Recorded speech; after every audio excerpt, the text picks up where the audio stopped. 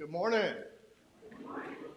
It's good to be back with everyone this morning. Make sure to put my mask down. I watched somebody last week preach an entire lesson with a mask on. Couldn't hear a word he said. Not that you usually hear the words that are said, right? It is really good to be back with y'all. I really missed. I missed last week. I hate that I missed last week. I'm sorry that I missed last week. Then I heard Tom preach, and I thought, well, it was God's plan, I guess, because he did a really, really wonderful job. He said a lot of wonderful things about me. It cost me a lot, uh, but I appreciated him following through. It's good to be with God's people. You know, the last 2 weeks we haven't had Wednesday night services, and the weeks just seem to be so long when we're not able to be together. One thing that last week taught me was it gave me a perspective for those of you online. It gave me a perspective to understand what you guys are looking at and listening to, and how you're worshiping from home. And I can assure you that we are having very deliberate discussions about how to better approach our streaming services so that we can reach you guys. We want it to be as if we are there in your living room with you. And so we've made a few adjustments this morning. I take full responsibility for the slip up this morning. I came in early. I tried to put the song slides in the computer, and I put last week's, I guess I missed last week so bad, I put last week's song service in there instead of this week's. I apologize, but David, you're doing a wonderful job as always, and I apologize to those of you at home. But hopefully you'll notice a little bit of the changes that we're trying to make. This technology stuff is really difficult, and I just want to take this opportunity to reach out. Some of you may be technologically inclined. You may be technologically savvy, and we need you. We need your help. Even if you're at home and you can help us through the internet, we want that help from you. We would so much appreciate that. If you have an answer to how we can help, the question is not how to sound better. It's how to worship better.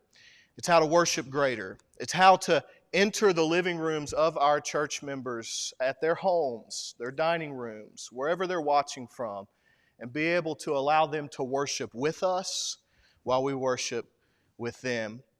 But I am so thankful for the opportunities that we have to be able to do what we do and the way that we do it. Who would have thought that we would be here, even if we looked back a year ago?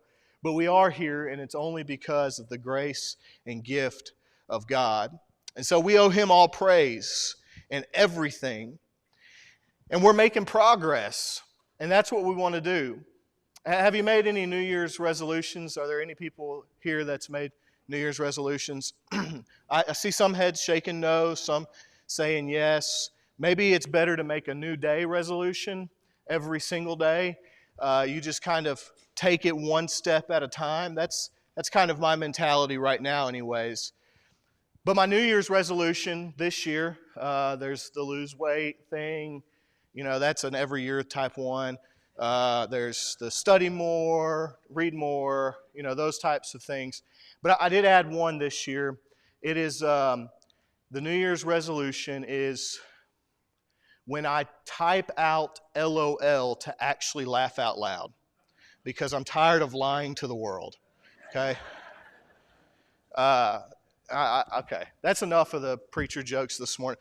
I haven't seen any of you since last year. Now we're done. It is good to make progress, though. Progress is good, and we want to continue taking those steps forward, don't we?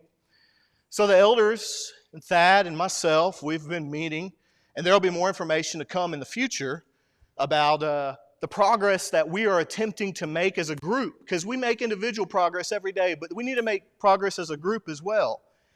And we made some progress over the last couple of months, including our new church logo and mission statement. Can y'all throw up the introduction real quick here?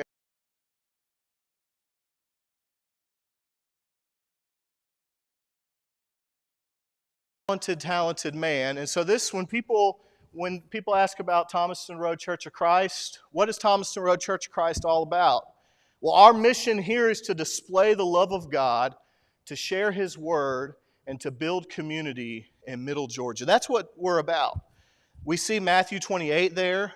We see going into the world, making disciples, teaching, observing all that I've commanded you and taught you. We see that there. We see the great commandment, love God, love your neighbor as yourself.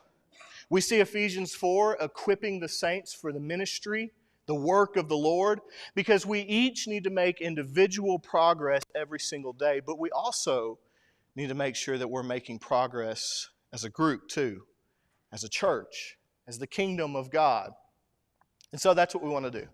So we've made some progress there. But I also want to introduce something new to you this morning as well, and that is a yearly theme.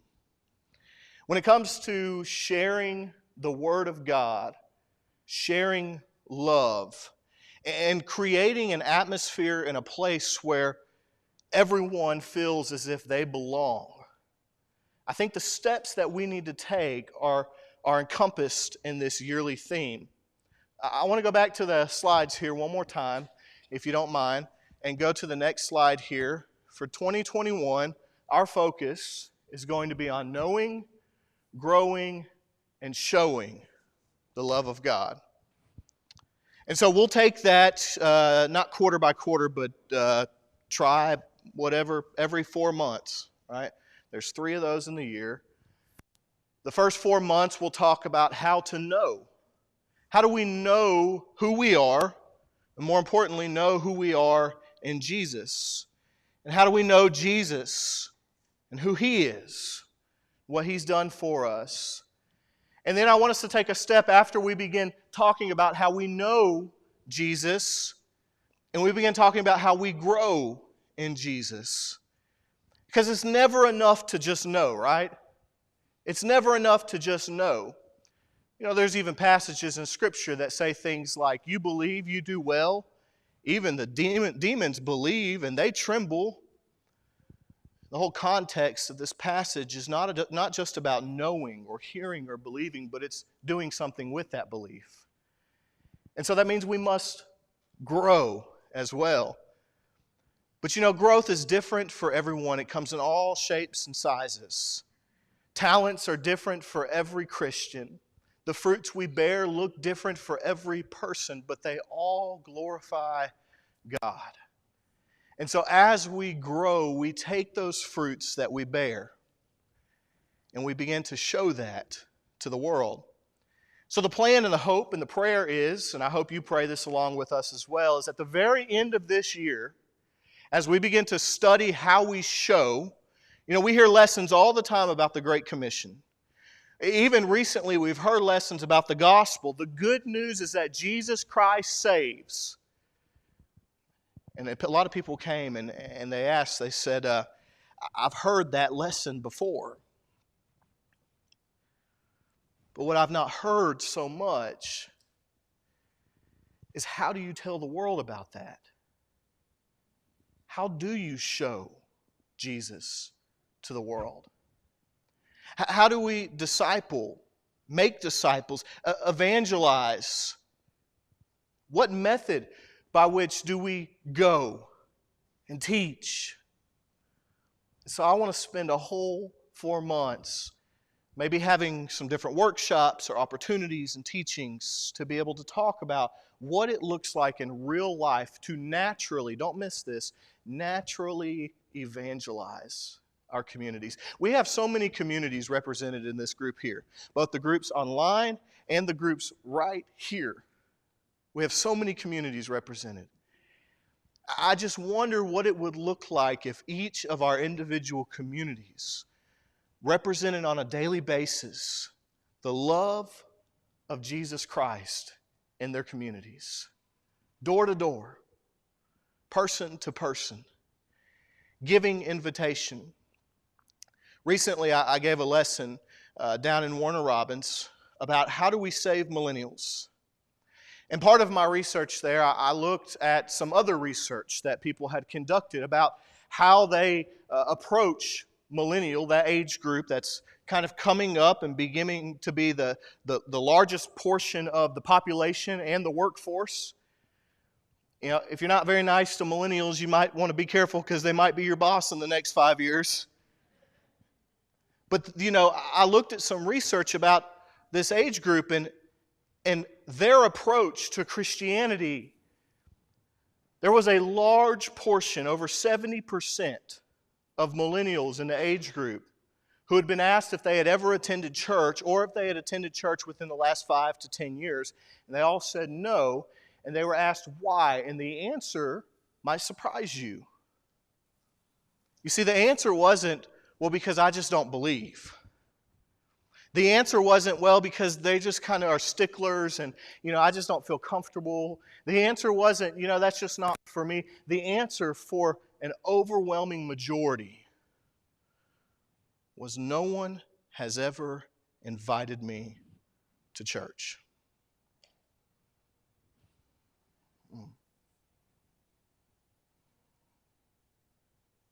It's tough, isn't it? I just wonder where I'd be at if no one ever invited me to church. You know, fortunately, I had parents who every single week, every event, every service, they had us there. You know, some take the approach and say, well, I don't want to force my kids to go. You know, I want them to decide for their own. If I force them, then it might push them away. Take the risk of pushing them toward than not pushing at all. You know, nobody likes taking the trash out, especially kids. But you never say, if I push them to take that trash out too much, they'll just never do it in their life. It's all about discipline, not the type of harsh discipline, but teaching how to be disciplined in your daily life. And the first step towards this is to know who we belong to. You know, we ask ourselves all the time, who am I? Who am I in this world? Who am I? What do I have the ability to do? And we tell children, you can do anything if you set your mind to it. If you just are diligent and disciplined and you try hard enough and you use by all your might and all your strength, you can do anything at all. But I think sometimes I feel like I'm not strong enough. I feel like I'm not capable enough. I feel like I haven't done enough. No matter how hard I put my mind towards it, sometimes it feels like I'm relying on the wrong thing. My first year at Heritage, I showed up, having been a young man who had been in the church all his life and thought he knew something about something. I mean, I thought I knew it. I still think I know everything there is to know. But I thought I knew it. I did. And I remember the first time I sat down at lunch with some of my professors at Heritage. I may have told you this story before, or maybe you've heard me in other lessons, but I think it fits so perfectly. I remember the first time I sat around what I call the dream team, the biblical scholarship dream team. Okay? And we had 3 or 4 professors there, and then another guy who was about to be a doctor, and it was just, I was way out of place. I didn't think so. Until they brought up this biblical question. And right off, I don't know, have you ever been in that situation before where like a question's brought up or a comment's made, and you immediately know you're in the wrong place? Like you hope that it doesn't come to you, because if it does, you have nothing to say about that, because anything you have to say, you're going to be embarrassed. I was in this situation. They brought up this concept, this question. I had no idea what they were talking about. I mean, no clue. I couldn't even guess. There was no context to even put it into place. I had no idea whatsoever. And of course, my favorite professor, comes and says, Todd, what do you think about that? Now I'm in panic mode because I don't know. So I turned to him and I said the only thing that I thought that I could say or knew to say at the moment. And I said, well, I agree with you. And he said, I haven't shared my thoughts yet.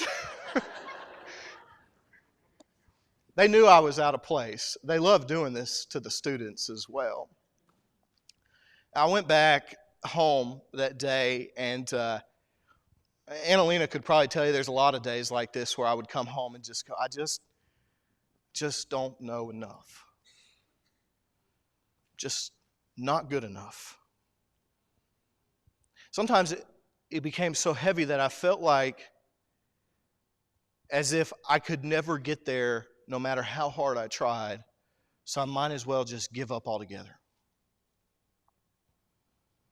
In a room this size, I believe there's someone sitting in this room this morning who feels that way. That you're facing something in your life where you've come to the conclusion that it's just too heavy, too hard, and too difficult.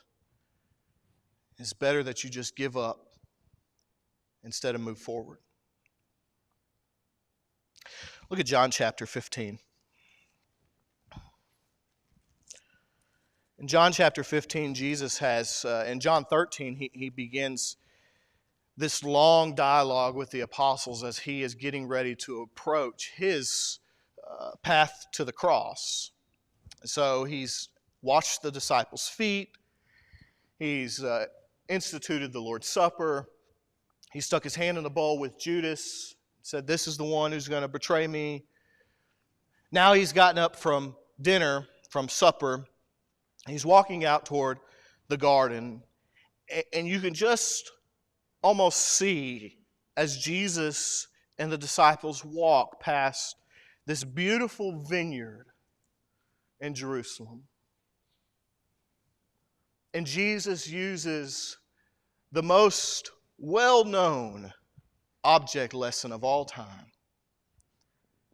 They see this beautiful vineyard and the fruit. They would have been in the time when it would have begun to blossom just a little bit, enough to be able to see the transformation and the growth. And you could just about see and hear Jesus as you stand there with him saying, I am the true vine, and the Father is the vine dresser. Now, the disciples would have been a little bit perplexed as to what Jesus was saying here, because they would have remembered passages like Isaiah chapter 5, where Israel was the vine, but they were a vine that produced no good fruit.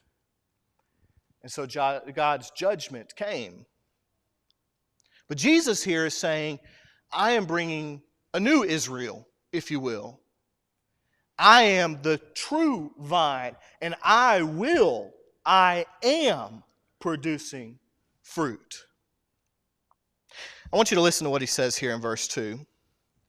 Every branch in me that does not bear fruit, God takes away. Every branch that does bear fruit, he prunes, that it may bear more fruit.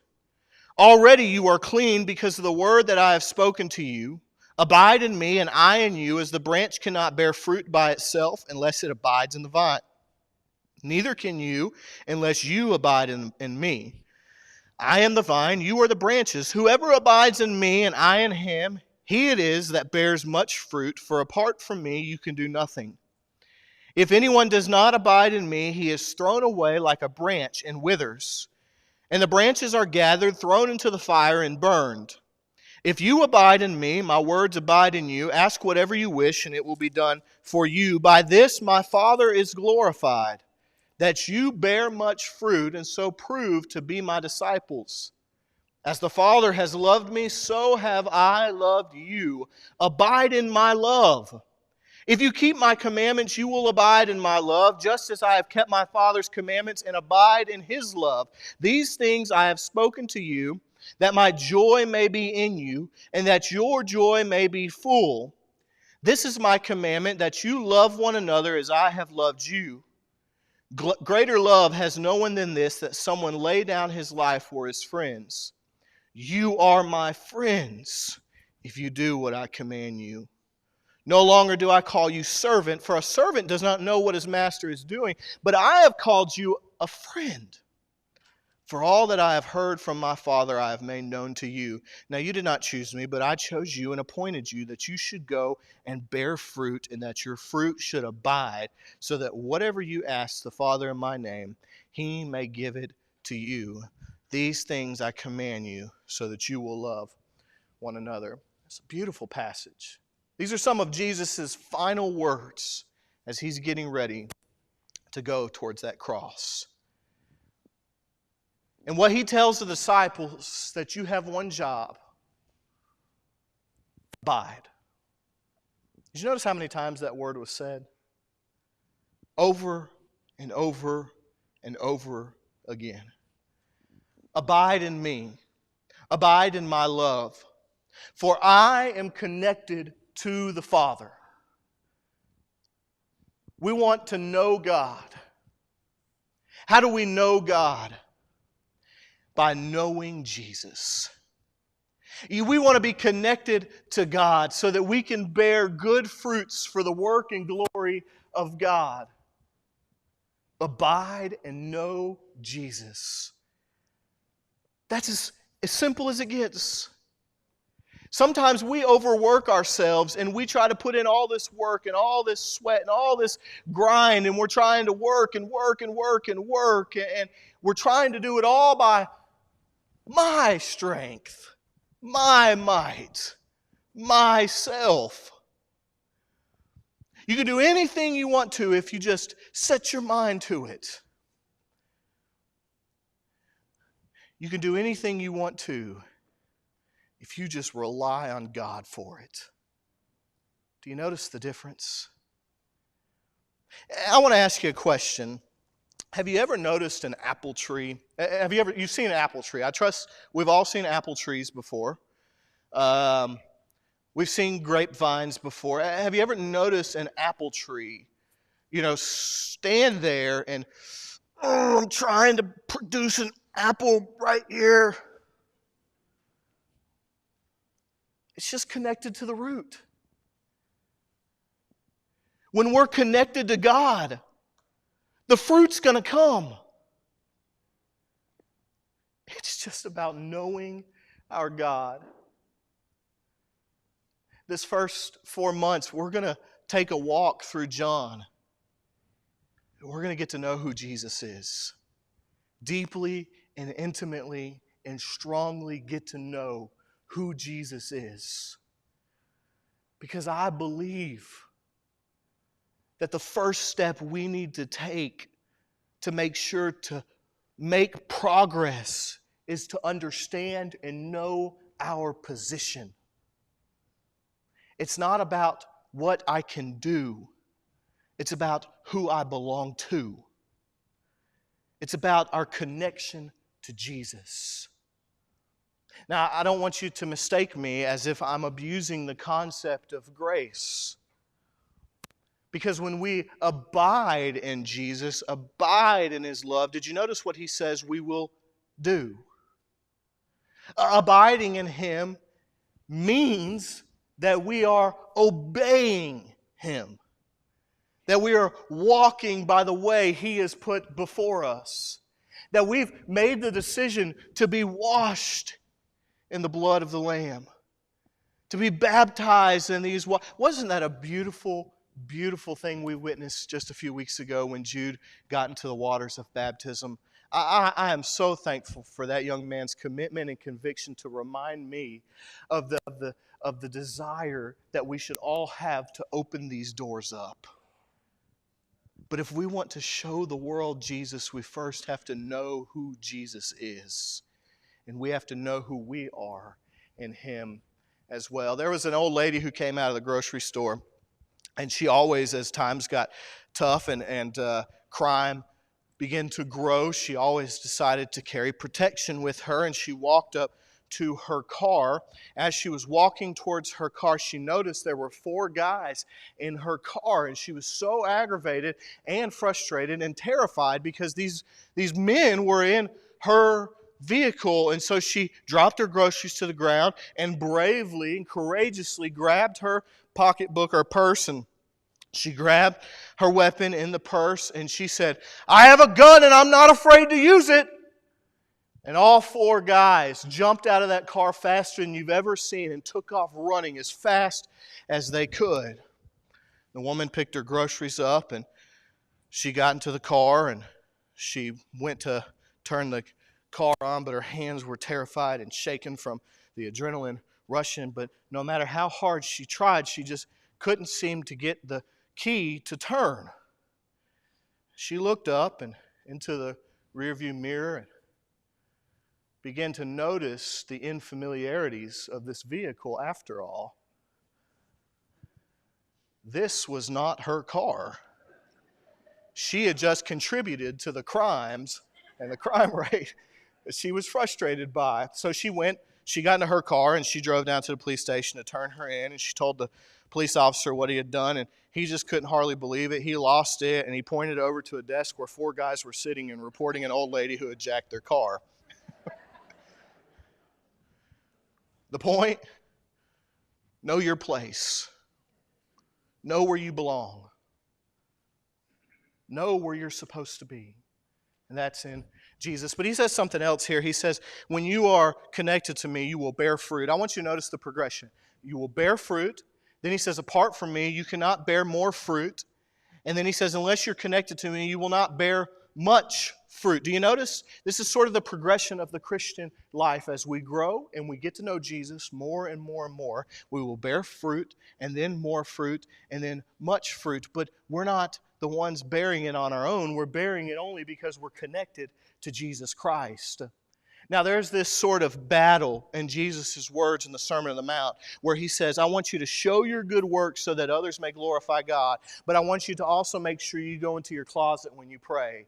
I want you to make sure that you don't point yourself out when you're fasting. I want you to make sure that you don't try to bring attention to yourself. And so how do we try to find this common ground between this battle back and forth, this tug of trying to not do good works to bring glory to ourselves, but also showing our good works to glorify God? And I think the answer is right here in Jesus' words in John 15. He says, you will bear fruit if you abide in me. You see, the point is not to bear fruit or to do good works so that we can point towards ourselves. We need to have the right mindset. And when we have the right mindset, we'll bear fruit and people will notice and glorify God, but we won't ever ask them to glorify us. We're connected and we know Jesus, we will begin to grow in Jesus, but our fruit's all different. All of our fruit is different. It comes in different shapes and sizes. Fruits like Galatians 5, we can all produce those fruits, love, joy, peace, and so on. But there's other talents and things that you might be able to do that we all need to take part in. And so you need to identify your talents, your abilities, so that we can all do this together. There was a logger a very good logger. He was good at chopping the wood. And a businessman, a wealthy businessman, came to do some research. And he asked this logger if he would leave his job, he'd pay him triple his salary if he would come and he would perform the logging motion on a log that he had, but he wanted him to use the butt end of the axe. So he wanted him all day to just beat that log over and over and over again. It would never split. He was going to pay him all the money in the world just to do that all day long for 8 hours a day. Just do that over and over and over with the back end of the axe. He got through the middle of the first day and he quit. He brought the axe back to the wealthy man and he told the wealthy man, here you go, I'm done, I'm going back to my job. And the wealthy man asked him, why did you quit? You have all that money, all you had to do was just over and over each day. And he said, because if the chips ain't flying, then it ain't worth it. How true is that for us too? Sometimes we try to put a square peg into a round circle when it comes to our talents. We're not all talented in the same way. Not everybody's going to be a preacher. Not everybody's going to stand up and deliver a prayer. Not everybody's going to teach a Bible class. Not everybody's going to go on a mission trip. Not everybody's able to financially support that mission trip. We all have our individual talents, and instead of trying to just beat that log with the butt end of the axe all day long, let's turn the axe around and use the sharp points that God has given us. Know and grow. Notice the progression that Jesus goes through as he talks about this passage here. First, he begins talking about abiding in me, and then he talks about how we're going to bear fruit. And then at the very end, he says, love. Love. I want you to love one another the way that I have loved you. Now, Jesus loved us, going to the cross for us. He called us friends. Did you know that? In all the Old Testament, there's only two individuals who were ever called friends by the Lord, Abraham and Moses. In the New Testament, every one of us is called a friend. I'm reminded in John 15 of Jesus' words just 2 chapters earlier in John chapter 13, where he says to love your neighbor as yourself. And then he says, the world will know that you are my disciples by the way that you love one another. But I want you to understand something about love. It's not an emotion. Love is not an emotion. Do you think Jesus just felt like going to the cross that day? It's a volition. Love is something we do. Now, when we do it, it can ignite all sorts of emotion. When it comes to worship, loving God, loving others, everything we do for the Lord, if we base it all on the way that we feel, we'll never make it. We have to do it the way that the Lord instructed us. And how is that?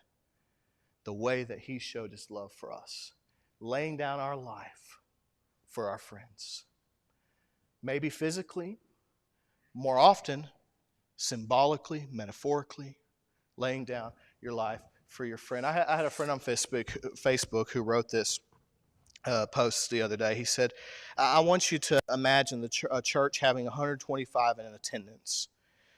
Let's say there's 105 of that number that are baptized believers, 52 weeks of the year. What if the 105 reached out evangelistically in some way to one person each week? Could you reach out to one person each week? Just one person. By the end of 2021, there would be 5,460 souls exposed. If those people just reached out to 2 each week, there would be 10,920 souls exposed. There would 3 a week, there would be 16,380. And if you just got really, really, really good and did 1 per day, it would make 38,325 souls for Jesus just by sharing His word to someone who doesn't know Him one time, to one person per day. I'm going to take it down and make it even easier. I want us, whatever you want to call it, New Year's resolution, each day, whatever you want to call it, I want you to find one person in your life.